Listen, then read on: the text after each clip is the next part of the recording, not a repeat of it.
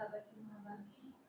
बाबा कहते मीठे बच्चे, बाप आए हैं तुम बच्चों को तैरना सिखाने, जिससे तुम इस दुनिया से पार हो जाते हो, तुम्हारे लिए दुनिया ही बदल जाती है। प्रश्न है, जो बच्चे बाप के मददगार बनते हैं, उन्हें मदद के रिटर्न में क्या प्राप्त होता है? बाबा के मददगार बने हैं, बाबा कहते हैं उसके बदले में तुम्हें क्या मिलेगा? खुशी मिलती है, शांति मिलती है। परम धाम में तो सुख ही नहीं होता, परम धाम में तो शांति होती है। शांति मतलब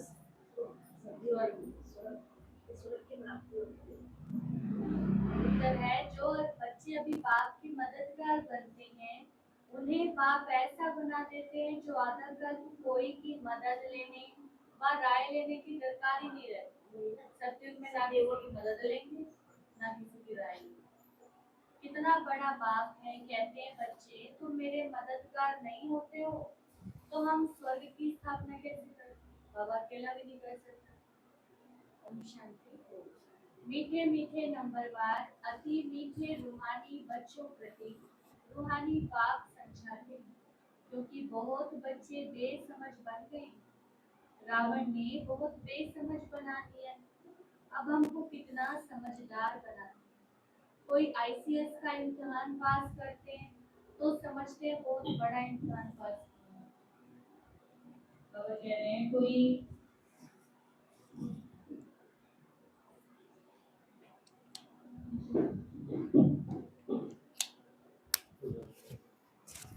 बाबा कह रहे हैं कि कोई आईसीएस का इम्तिहान पास करते हैं तो समझते हैं बहुत बड़ा इम्तिहान पास किया। अभी तुम तो देखो कितना बड़ा इम्तिहान पास करने के बाद देख लेना। जरा सोचो तो सही कि पढ़ाने वाला कौन है और पढ़ने वाले कौन। यह भी निश्चय है कि हम कल्प कल्प हर 5000 वर्ष बाद बाप टीचर सदगुरु से फिर मिलते हैं। सिर्फ तुम बच्चे ही जानते हो कितना ऊंच से ऊंच बाप द्वारा ऊंच वर्षा पाते। टीचर भी वर्षा देते हैं ना पढ़ा करके, तुमको भी पढ़ा करके तुम्हारे लिए दुनिया कोई बदल देगा। पुरानी दुनिया से नई दुनिया, नई दुनिया में राज्य करने के लिए भक्ति मार्ग में कितनी महिमा गाते। तुम उन द्वारा अपना वर्षा पा रहे हो, किसकी महिमा गाते? क्या महिमा गाते?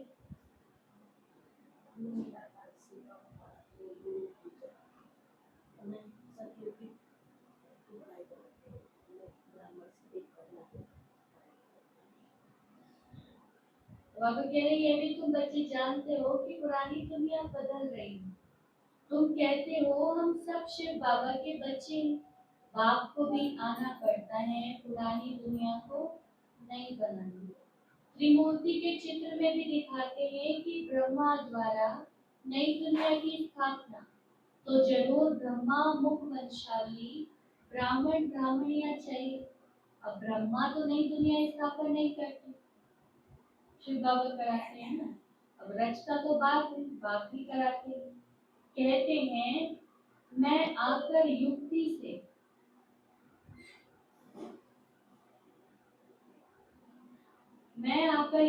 से पुरानी दुनिया का विनाश कराए नई दुनिया बनाऊंगा। अब नई दुनिया के रहवासी तो बहुत थोड़े होते हैं। गवर्नमेंट कोशिश करती रहती है कि जनसंख्या कम हो, लेकिन अब कम तो नहीं होगी। बाबा कह रहे सतयुग में जनसंख्या 9 लाख और यहाँ पर जनसंख्या बढ़ रही है, लेकिन सरकार कोशिश करती है जनसंख्या कम हो। लेकिन अब परम धाम से भी आ रहे हैं और यहाँ जो शरीर छोड़ रहे हैं वो भी एक जन्म ले रहे हैं। बाबा कह रहे जनसंख्या तो कम नहीं हो। लड़ाई में करोड़ों मनुष्य मरते हैं, फिर मनुष्य कम थोड़ी होते, जनसंख्या तो फिर भी बढ़ रही है।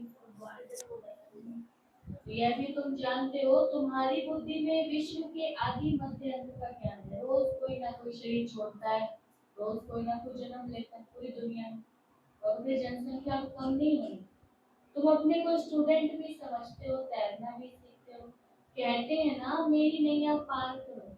बहुत नामी ग्रामी होते हैं जो तैरना सीखते हैं। तैरना माना क्या?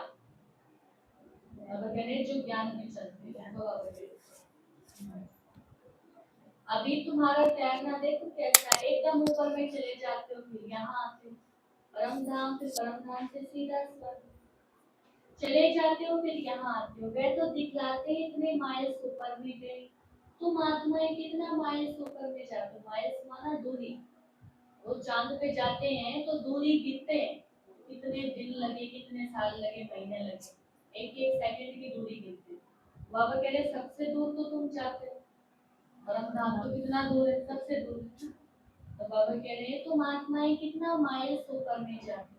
वह तो स्थूल वस्तु है जिसकी गिनती करते हैं, तुम्हारा तो अनगिनत है, तुम तो गिन भी नहीं सकते। अब तुम जानते हो हम आत्माएं अपने घर चली जाएंगी, जहाँ सूर्य चांद आदि नहीं होते। तुमको खुशी है कि वह हमारा घर है, हम वहाँ के रहने वाले। मनुष्य भक्ति करते हैं, पुरुषार्थ करते हैं मुक्ति धाम में जाने के लिए, परंतु क्या बाबा कह रहे हैं मनुष्य मुक्ति धाम में जाने के लिए पुरुषार्थ करते हैं, लेकिन जा नहीं सकते। जब तक बाबा ना आए और जब तक पावन ना बनाए, पावन बने तो वे तो जा ही नहीं सकते। मुक्ति धाम में भगवान से मिलने की कोशिश करते हैं, अनेक प्रकार के यत्न करते हैं। कोई कहते हैं हम ज्योति ज्योत में समा जाए, कोई कहते हैं मुक्ति धाम में जाए, और मुक्ति धाम का तो किसी को पता ही नहीं। तुम बच्चे जानते हो बाबा आया हुआ है, अपने घर ले जाएंगे। मीठा मीठा बाबा आया हुआ है, हमको घर ले जाने लायक बनाते हैं, जिसके लिए आधा कल्प पुरुषार्थ करते भी बन नहीं सकते। बाबा ने आके लायक बनाया है, लेकिन बाबा के तुम आधा कल्प से पुरुषार्थ भी कर रहे हो, भक्ति कर रहे हो, लेकिन फिर भी लायक तो नहीं बने। अब ना कोई ज्योति में समा सके, ना मुक्ति धाम में जा सके, ना ही किसी को मोक्ष मिलता है। जो कुछ पुरुषार्थ किया वह सब व्यर्थ। अभी तुम ब्राह्मण कुल भूषणों का पुरुषार्थ सत्य सिद्ध होता है, ये खेल कैसा बना हुआ, तुमको अभी आस्तिक कहा जाता है। नास्तिक किसको कहेंगे? जिसको मान को याद नहीं मिला। बाप को अच्छी रीति तुम जानते हो, बाप द्वारा सृष्टि चक्र को भी जाना।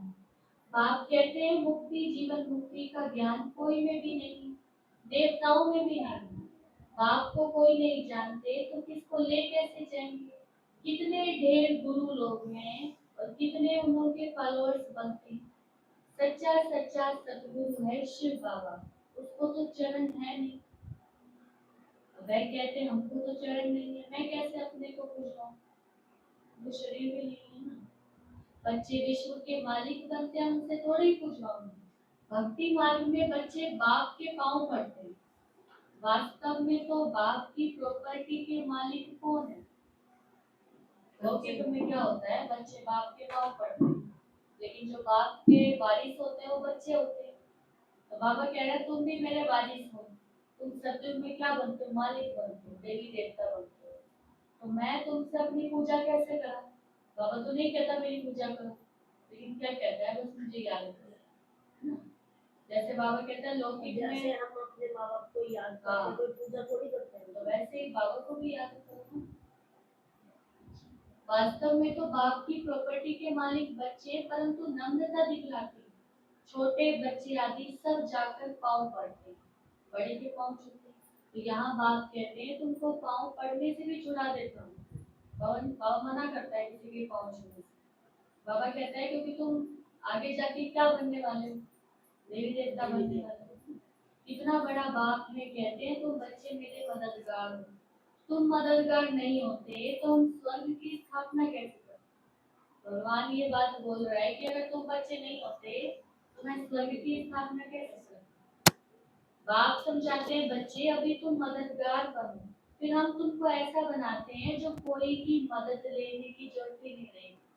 सत्य तुमको कोई के राय की भी दरकार नहीं रहेगी। यहाँ बाप बच्चों की मदद ले रहे हैं, कहते हैं बच्चे अब चीची मत बनो, माया से हार नहीं खाओ, नहीं तो नाम बदनाम कर देते। बॉक्सिंग होती है तो उसमें जब कोई जीतते हैं तो वाह वाह हो जाती है, और हार खाने वाले का मुंह पीला हो जाता है जो हार जाते हैं। बाबा कह रहे यहाँ भी हार खाते हैं, और यहाँ हार खाने वाले को कहा जाता है काला मुंह कर दिया। हार खाना माना क्या? विकारों में भी